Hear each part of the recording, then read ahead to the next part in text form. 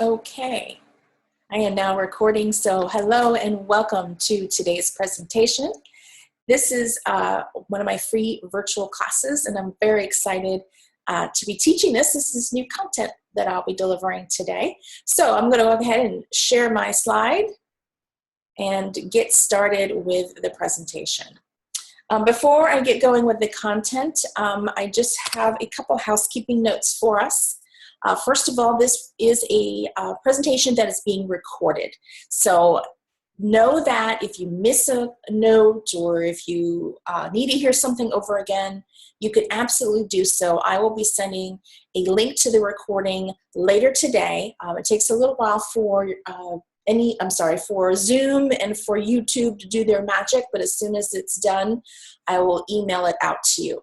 In addition to that, in that same email, I will include a PDF of the slides. So if you miss a point on the slide, or if you need to see the information again, just know that a PDF is heading your way of the PowerPoint presentation.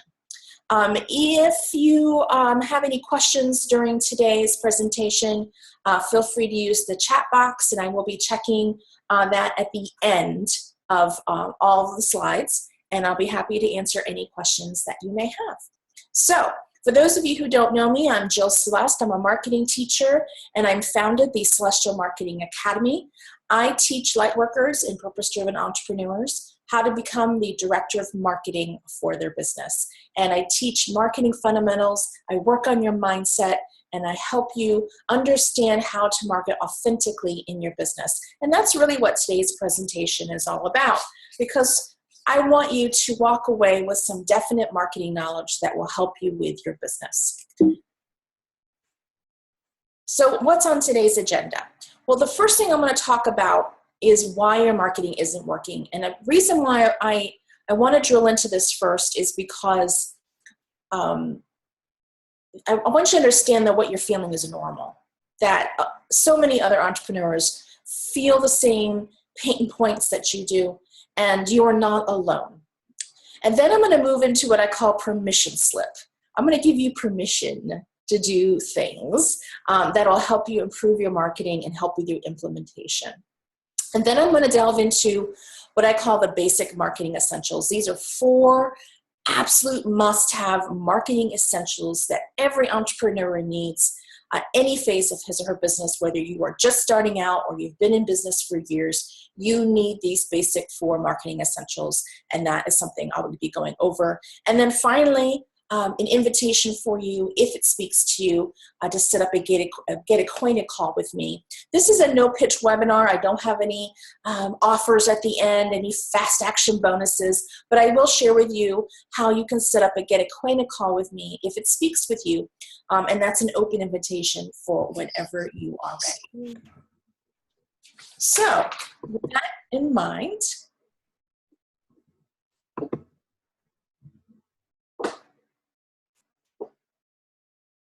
I wanted to just make sure we mute everybody. Let's get into the content.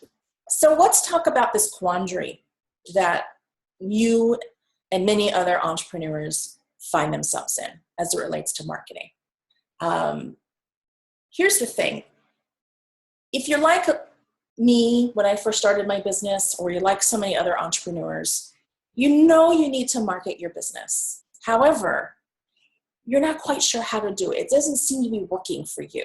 And I love this image because it's like you're tiptoeing on a tightrope and you're just trying to stay upright. And if you dip a little to the left, you risk falling. If you dip a little to the right, you risk falling. And you're just kind of tiptoeing through, trying not to make a mistake, trying not to do something that'll cost you time or energy or money or maybe even customers. And if you're feeling this way, you're not alone. And let's face it, oftentimes entrepreneurs characterize their marketing as, and this is a direct quote, a marketing mess, a disorganized marketing mess. And it feels haphazard, like you're just making decisions based on knee-jerk reactions. And you've got stuff over there and you've got stuff over here, and that none of it really feels strategic, or it definitely doesn't feel effective. And it's like this stuff is just towering around you, kind of leering at you. And the whole thing feels like it just could come tumbling down at any second. And here's something I also know about you. You are fabulous at starting things. You are a fantastic starter. So am I. So that's why I know this about you. You get this great idea and you just go full energy at implementing this marketing idea, getting it off the ground, and you just hit it with all the gusto you have. And then something else comes along, another shiny object. And you move from that one marketing idea that you never finish, and then you go start another one that you're never going to finish. You basically become a collector of unfinished marketing stuff. And you got stuff that's halfway done, you've got stuff that's probably 90% done. And you look at all of these projects and you think, God, how am I going to have the energy to finish this stuff? You've got so much to do. Because time isn't really your friend. At least it doesn't feel that way. You don't have a lot of time. You're busy with your business. And what you really know needs to happen is that you need to implement marketing ideas that give you the biggest bang for your buck. That way you know your time, your energy, and your money that you invest in this marketing idea will be worth it to you. And right now, what probably is happening is you're putting time, energy, resource, money into marketing ideas that are not making any kind of ROI or return on investment. And that sort of triggers that big fear we all have. We don't like to be flushing money down the toilet, right? Just the thought of investing money into a marketing idea can make you really nervous because you don't have a lot of time. And if you are starting out or if you've been in your business for a couple of years, you probably don't have a lot of money to throw away. And that's completely understandable. So where do all these emotions lead? Well, it leads to analysis paralysis. You turn everything over in your mind. What if I do this? What if this happens? What if it doesn't work? What if I work on it a little bit more to make it perfect? And you just kind of fill with these what if statements. So by the time you're done analyzing this marketing idea from every angle, what often happens is you've talked yourself out of actually implementing it, despite the fact that you just spent some time and effort in that marketing idea. And then you feel like you're kind of that squirrel. You know what I'm talking about? When you're driving down the road and you see a squirrel in the middle of the road and it's sort of indecisive, it's like paralyzed, it's panic, and it's frozen, it's unable to move. That's what you become when you're in this analysis paralysis mode. And even if you could overcome your feelings of fear, of wasting money or wasting your time, you get further paralyzed. You get further analysis paralysis because there's so many choices available to you in marketing. It's like one of those endless salad bars, right? You can only hold so much on your plate and in your stomach. So how do you know what to pick? There's Facebook ads, there's webinars, there's brochures, there's business cards. I mean, the list goes on, and they all look good. They all look helpful. But you don't have limitless time or money to try and implement all of it, which brings you to the question, where do you begin? Where do you find the right things to implement when you have a limited supply of time, money, and energy? I mean, there are thousands and thousands of ways to market your business. So which do you choose to implement first?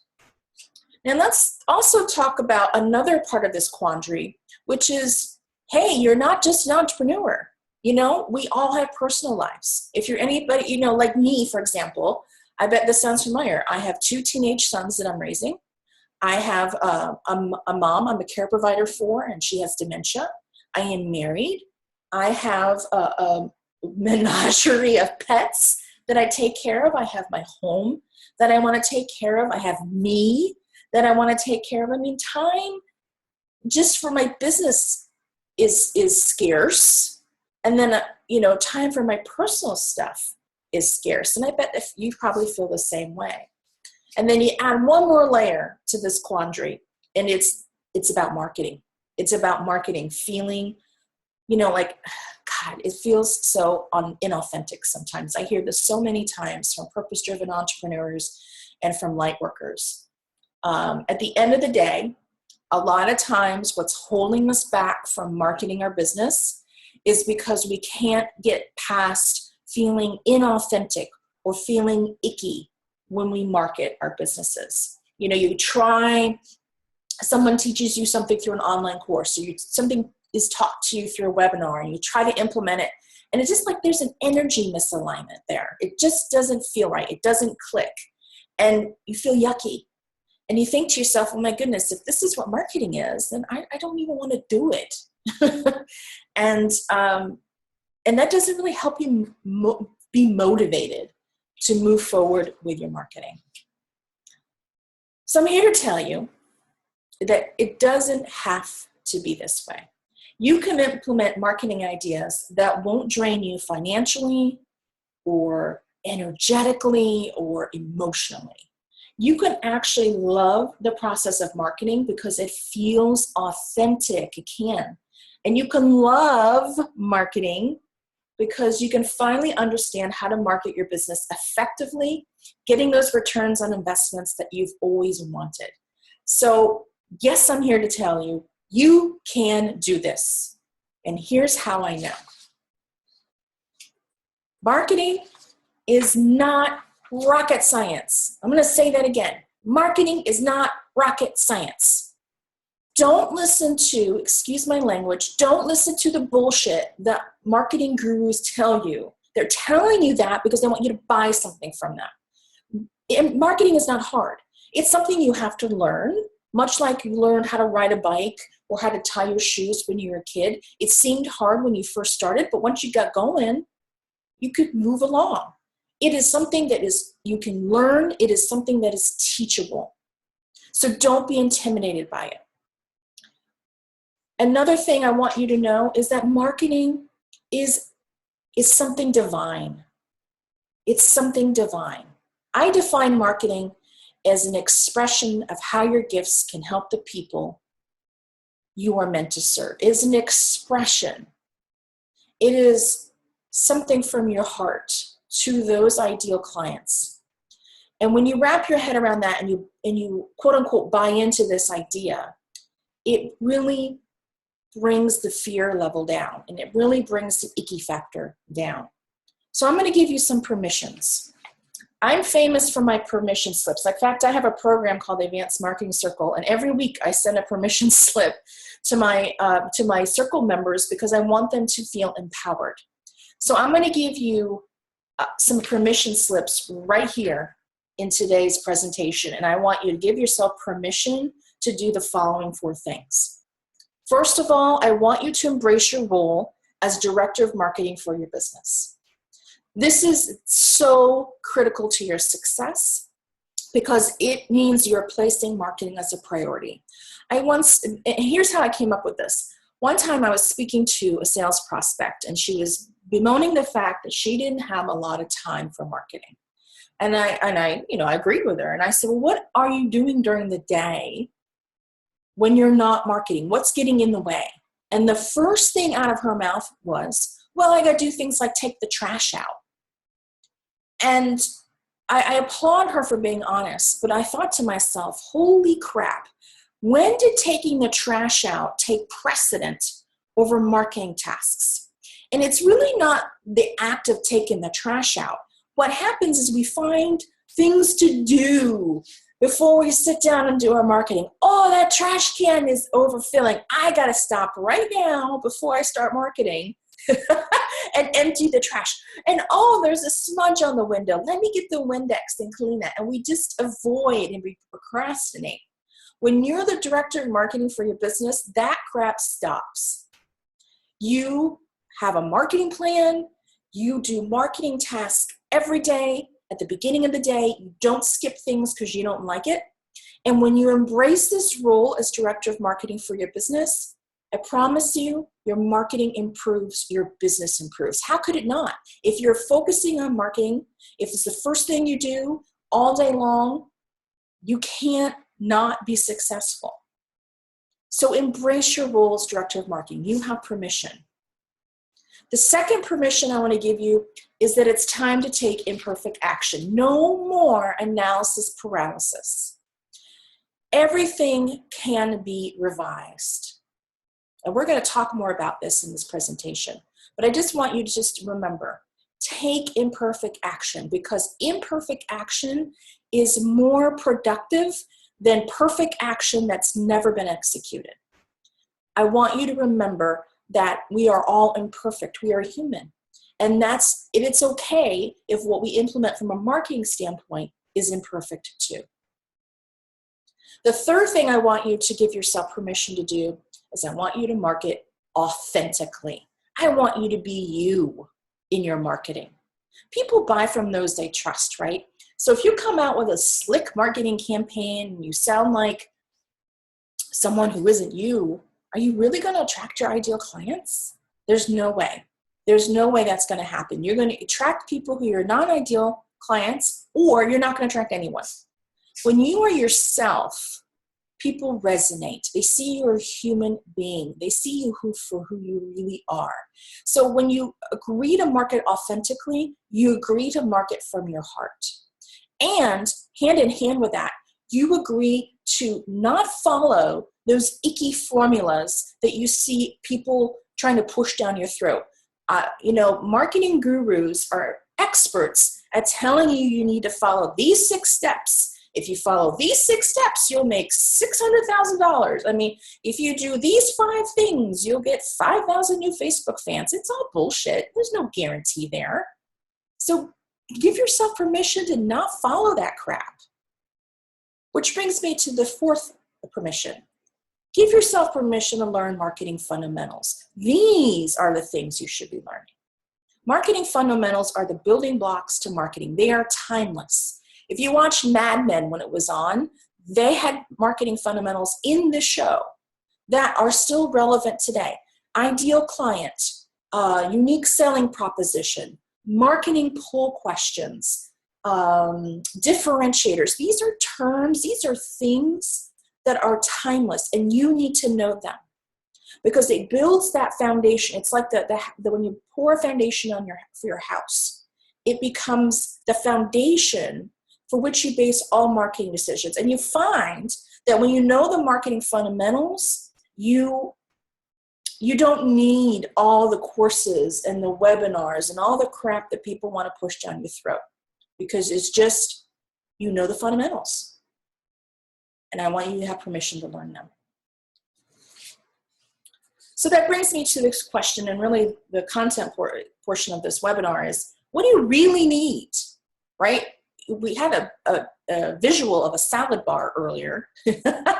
There's tomatoes and cucumbers and onions and croutons and all those things. What from the salad bar do you absolutely really need in your marketing?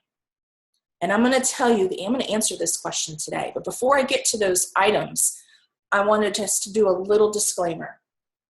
Some of you, depending on where you are in your business, when I share these 4 things with you, you may not have them.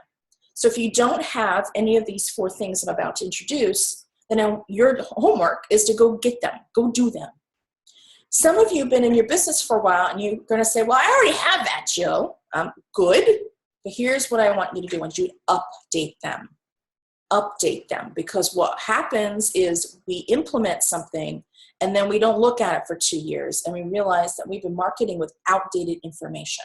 So if you already have what I'm about to introduce, fantastic, but you need to update them. Okay, so let's get to it. What are the marketing essentials you need?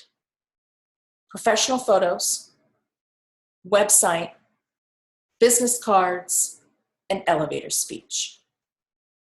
Now I'm going to go through each one of these one by one, so you have a full understanding of what these are. I bundle these together and I call them the first marketing essentials. These are things that every entrepreneur needs, no matter where you are in your business. And again, if you already have them, get ready to update them. So let's talk about the first one.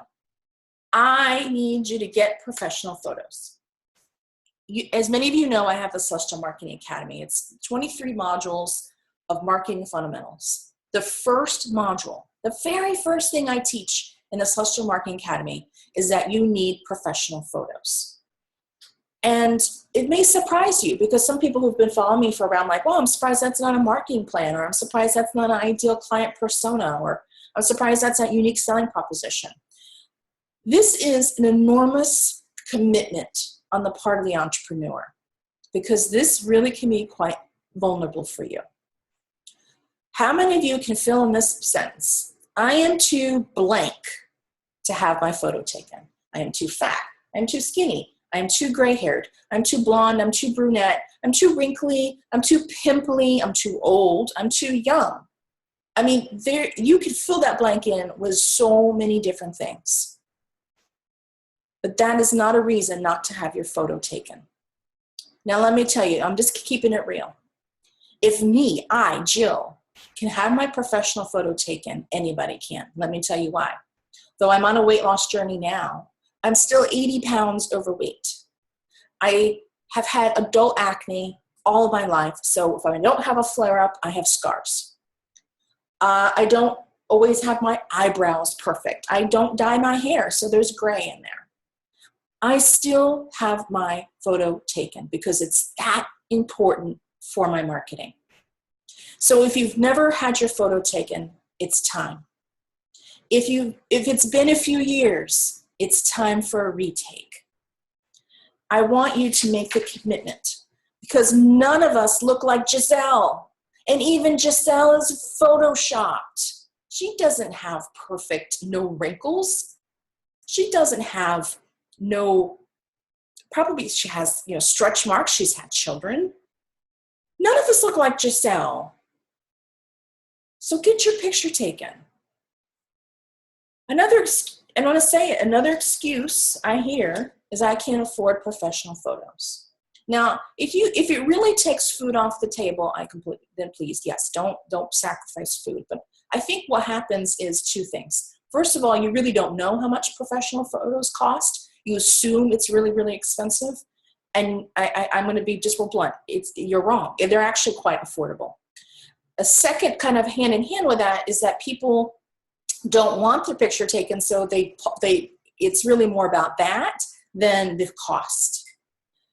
Professional photos for a 30-minute photo session should not cost you more than a couple $100, right?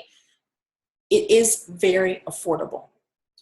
Because what happens is if you don't do the professional photo, you do what I did at the beginning of my business. These are two bona fide, real photos that I used in my marketing when I started my first business, which was called Hound Dog Social Media. So the photo with me by myself, what I did is I had my hair cut. I had donated hair for Locks of Love. And so my hair was professionally styled. And I took a selfie with a very old iPhone. And then I had my son, who probably at the time was like 10, go to paint.net and and put the blue background. So like behind me was like a window. So he went in there and put the blue background. And I'm not wearing any makeup. I'm in a gray t-shirt that says Texas. And I used that. And then I thought, maybe I need to have one with my dog because the company was called Hound Dog Social Media. So here I am in this picture with Emma when I first adopted her. That was, 8 years ago. And it looks like I'm strangling her.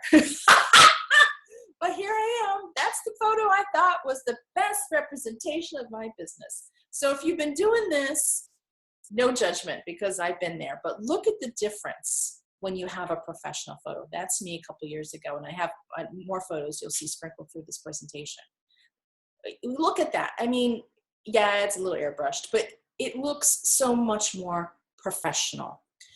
Really what a professional photo is saying to your ideal clients, I am serious about helping you, right? And look at this lovely woman. This is a stock photo, but look at her. She's beautiful, but she's got wrinkles. I don't think she's a size 6, right? But this is a nice photo. And it's her saying, I am serious about helping you.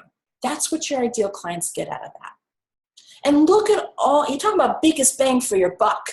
This is the biggest bang for your buck. Look at all the things and places you can use for your professional photo. This is just a short list, and don't forget you're getting a PDF of this, so don't write all these down. You can pull it from the slides.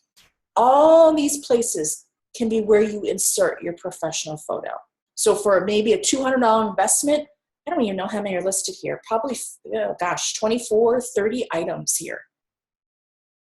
So make the investment. It is an essential thing that you must have. Let's move on to the next thing, your imperfect action website. And notice I called it imperfect action website because so many of us, when we start our business or when we are moving along in our business, we think our website needs to be perfect, and it never is perfect. And that's okay because it's a website. So let me show you my very first website.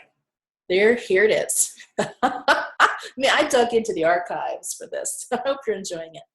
This was built on WordPress.com. I think that's the free version of WordPress.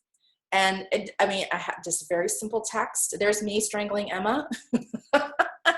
And just some simple navigation. And I got clients from this, folks. This might have been very, very simple, but it was effective. I got clients. And as I made more money, then I went and did another upgrade on my site, which unfortunately I don't have a copy of. But this is just to give you permission to be imperfect. Remember I talked about those permission slips? Imperfect action. My first website was nothing but imperfect action. Look at, it makes me laugh. So what do you basically need though on your website? I do want to give you this information because you have to start with something.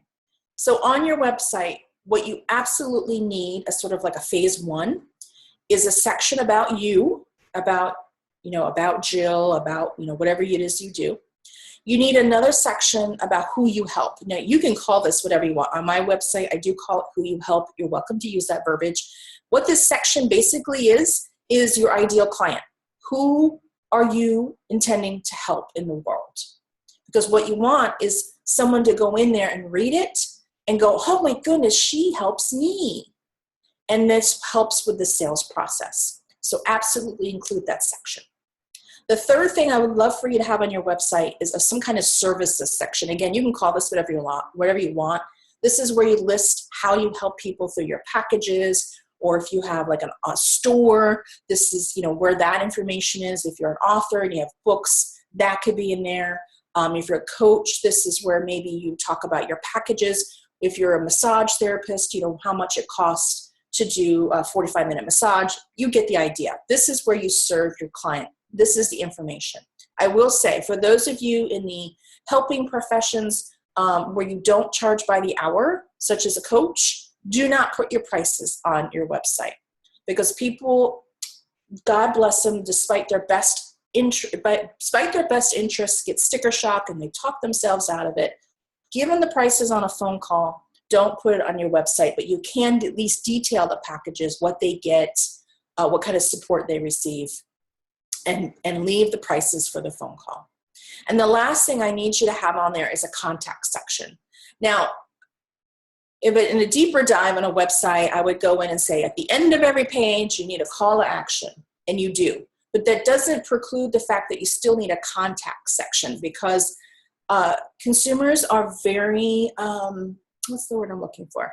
They're very impatient, and they're not going to go fumble around looking for a way to contact you. So make sure you have your contact information in there. And one more thing, on the contact page, only include the contact methods that you want them to use. So if you don't want them to call you on the phone, don't feel obligated to put your phone number out there. If you don't want them to email you, then don't put an email out there. If you only want them to fill out a form, then only include the form, okay? So don't feel like you have to put out 700 ways to contact you.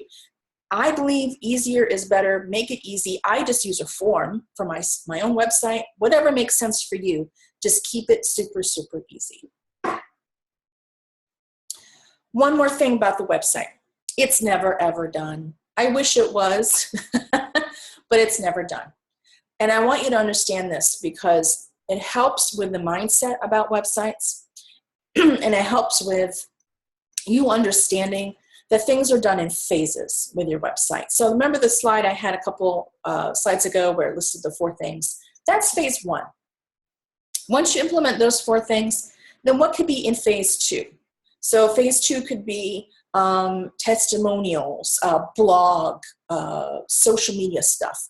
And then phase 3 could be adding the online store, or adding a video to the home page, or whatever the case may be. Think of things in phases when you implement your website strategy.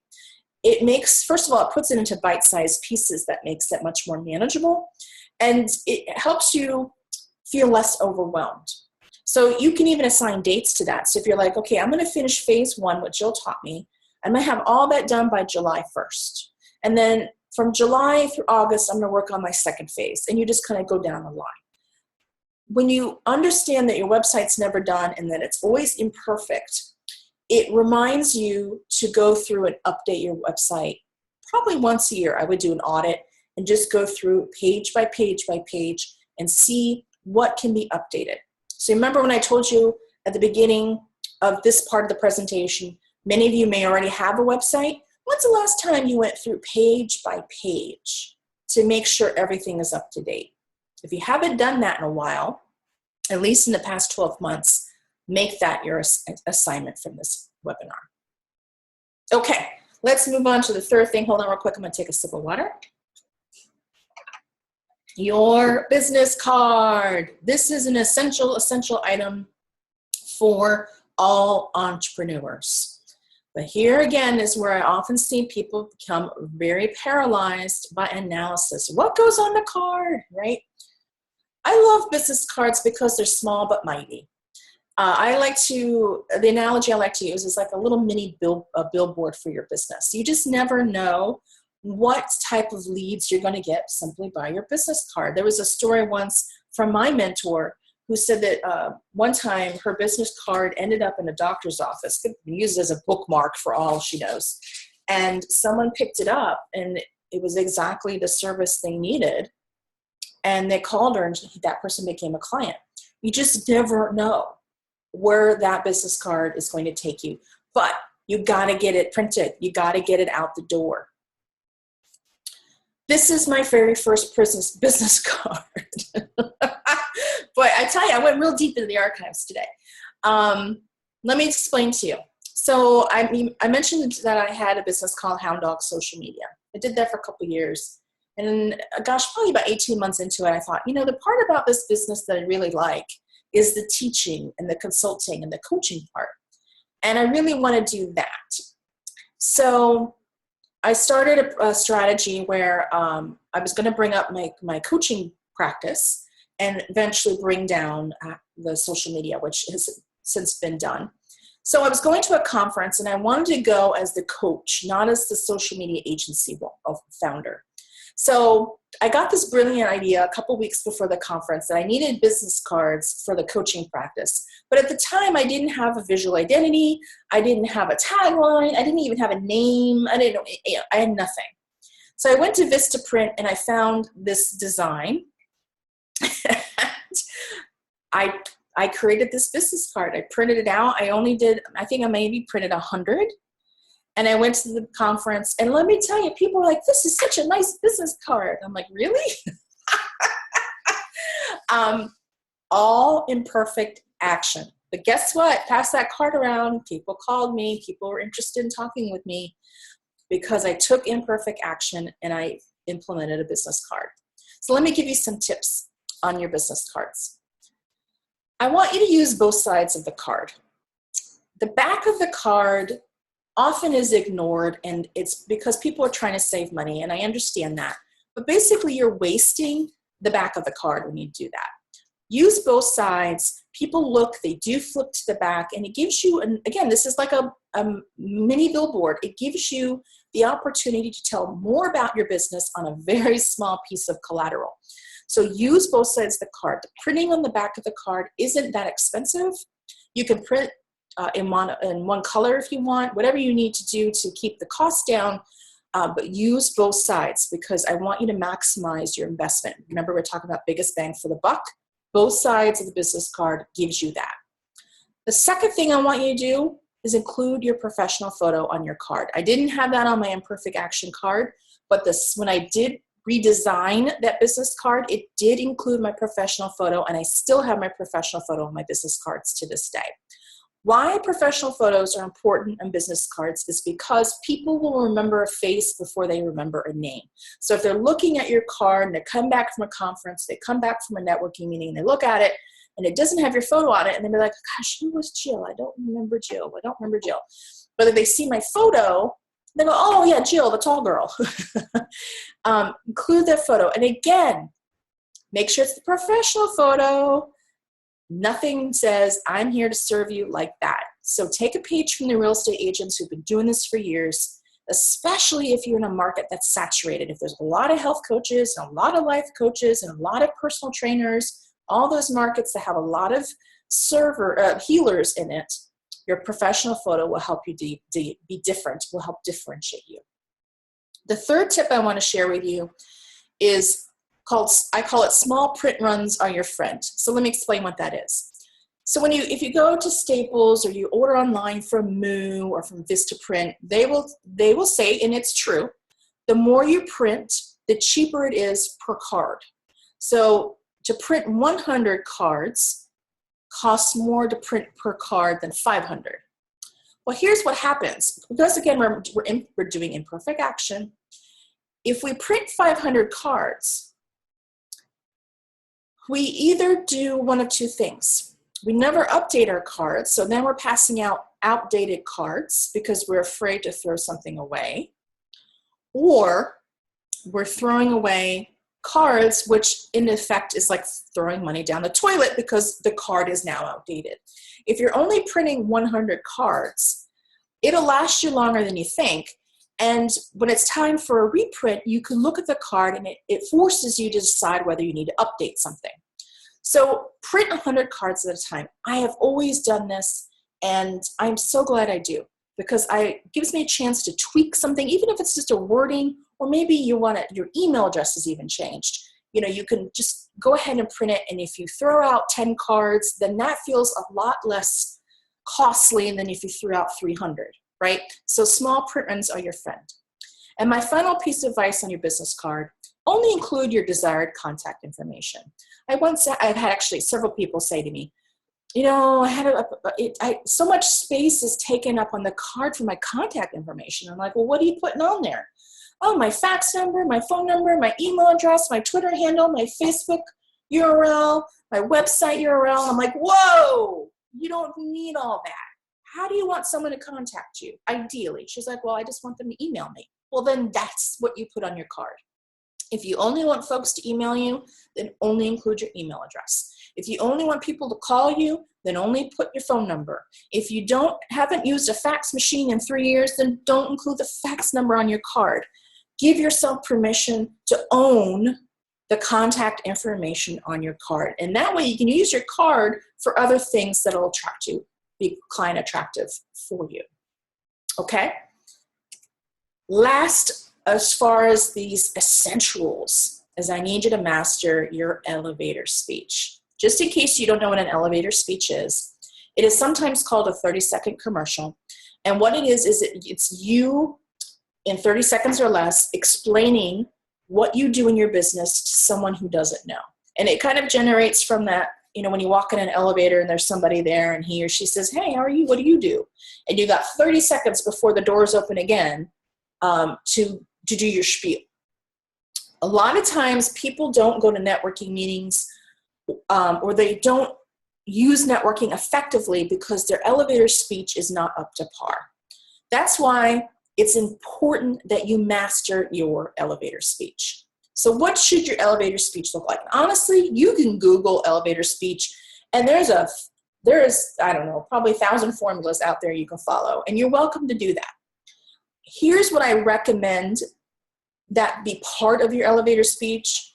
You can follow this if you like, but just make sure if you go and look at Google some other information that these message points are hit in your elevator speech. Obviously your name and your business name, who you help, your ideal client, essential to be in there, how you help them, and the results your client achieves. This is critical because this is what captivates people's attention. And then at the end, make sure you have a call to action. For example, for more information, please visit my website at blah, blah, blah. So let me give you an example. Hold on, I need another drink of water. All right, here we go. Hi, everyone. I'm Jill Celeste. I'm the founder of the Celestial Marketing Academy, and I help purpose-driven entrepreneurs learn how to master marketing so they can become the director of marketing for their business. How I help my ideal client is I take them through the fundamentals of marketing so they build that foundation to help them market their businesses more effectively. And the result of that is that they are working with clients that they want to work with, they're making a steady income, and they're continuing to attract clients long into the future. For more information, I welcome you to visit my website at jillceleste.com. That's it. Sit down. Work this out. Make sure you write it. And here's the thing. I want you to practice your elevator speech. It'll make you more confident. Just like you would practice a speech or a webinar or a presentation that maybe you're giving to the local networking group, you should be practicing your elevator speech. You can practice in front of a mirror. That's fine. Or you can use your smartphone and record yourself doing your elevator speech. And this will help you figure out, how your eye contact is and what words kind of roll off your tongue, and help you, just make whatever finesse treatment you need to do there. You also have permission, depending on how nervous you are. Yes, you can read your elevator speech off an index card, and here's how you do it. You did go to your networking meeting, even if it's the first time you went there, and you have your index card, and you stand up and you say, "Hi, everyone. I just rewrote my elevator speech, and so I'd like to try it on you and see what you think." Okay, great. And you hold up that index card and you start going. And first of all, you're going to get feedback, which is great.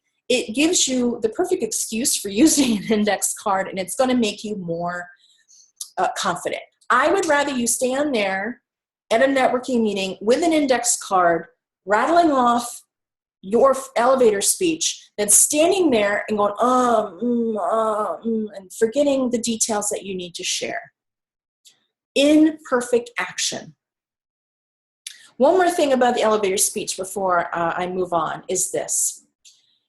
A lot of times when I've been in networking meetings, or I'm at my mastermind, or I'm at a conference, people will stand up and they'll litter their elevator speech with jargon and industry terms relative to their industry. If you're a functional health coach, functional medicine health coach, no one knows what that means. If you are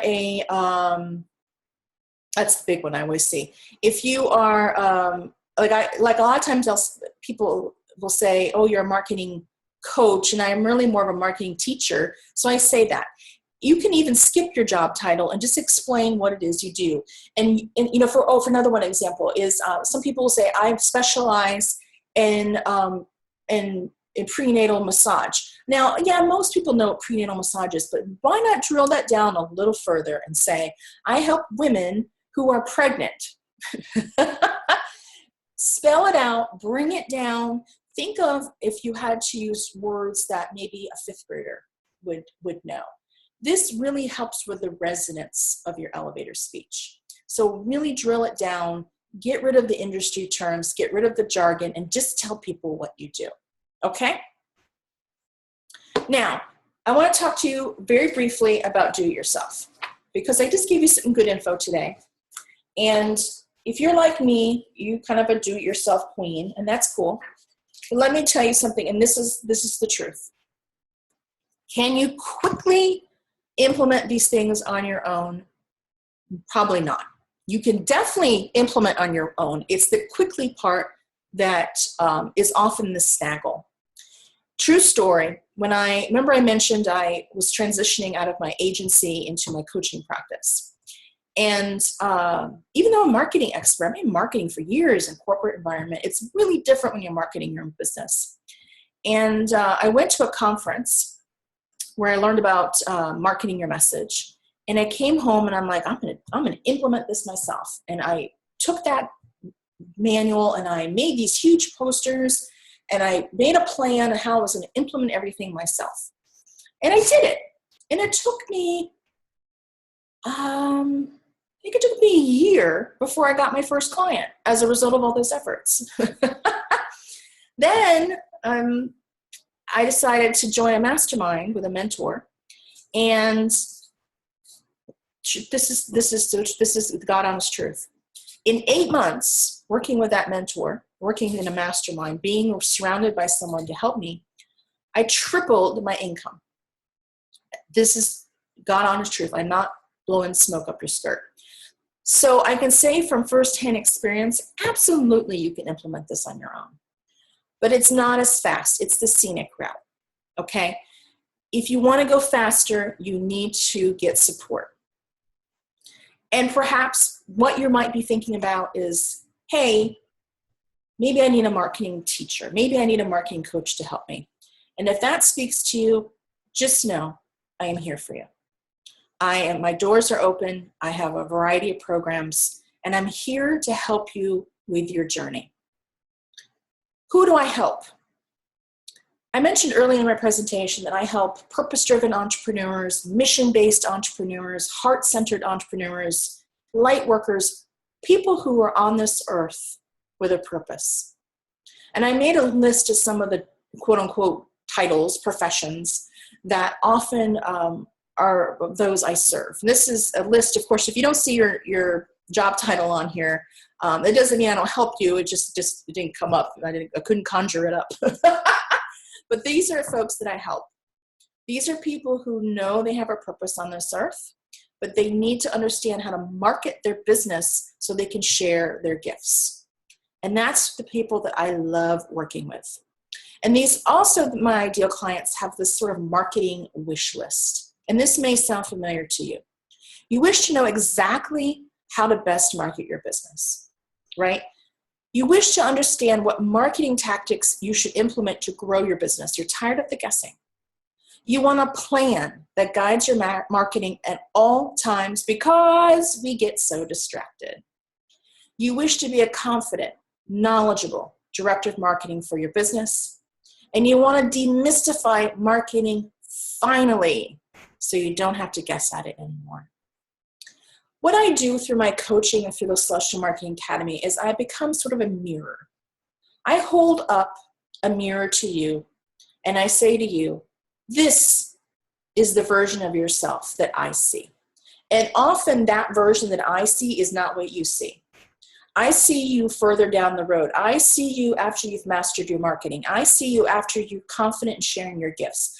I see you as the success that I know that you are. And I hold that up for you and I say, this is you and you can do this. You can get here.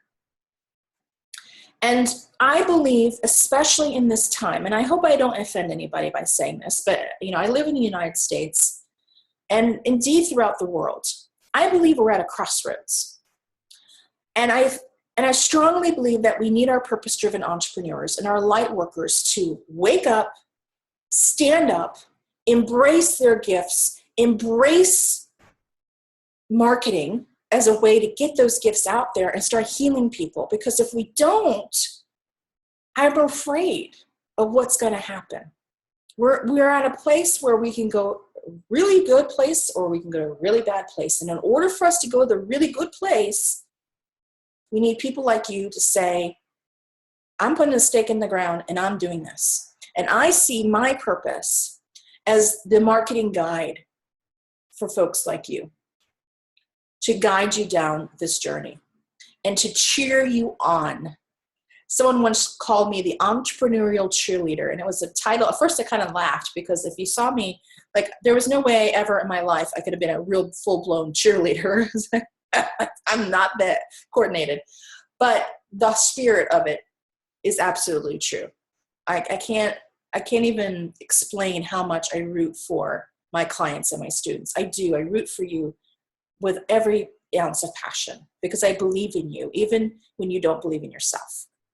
So if this resonates with you, I would love to talk to you on the phone. I have what I call a Get Acquainted call. It's free. It's low, it's no pressure. This is just a conversation.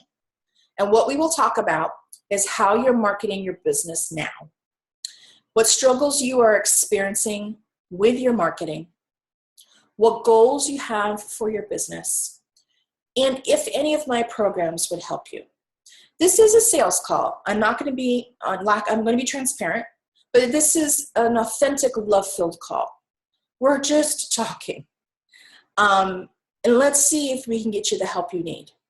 If this feels like something you want to do, all you have to do is, and there's a web address at the bottom of the slide, go to callwithjill.com, callwithjill.com. That takes you directly to my online scheduler. And there you can find a time to talk to me. It's a 30-minute commitment on your part. There's a little form you have to fill out beforehand, but that just gives me some background information to see if I can help you. Let's get you where you need to be. Let's get you awakened. Let's get you motivated. Let's get you past this marketing hump so that you can shine your light. So that's the end of the content for this presentation. Now I'm going to stop my share and go through. Oh, someone just said, oh, Jennifer Flynn says she loves me. Thank you, Jennifer Flynn. I love you too. And I'm so glad that you're here on this call. I'm just going to see no other, well, that's all I need to hear in my chat box right there. That is awesome. Thank you so much. Did anybody have any questions? Feel free to type them in the chat box. And, or, I don't even know how many people are on here today. Oh, we've lost a few. I'll wait just a second, see if anybody has any. I see Emily. Hi, Emily. And me. Oh, so it's just us two right now. There were folks on earlier. They probably didn't want to hear my spiel, which is fine. All right. Well, I love you, Jennifer. I love you, Emily. I love everybody who was on this presentation today. Thank you so much for taking the time out. I'm going to go ahead and wrap this up. So remember, this is recorded, and it will be coming to you later today, as well as a copy of the slides. And again, if you are interested in a Get Acquainted call, it's callwithjill.com anytime. And I appreciate everyone showing up. Have a great day. Mwah.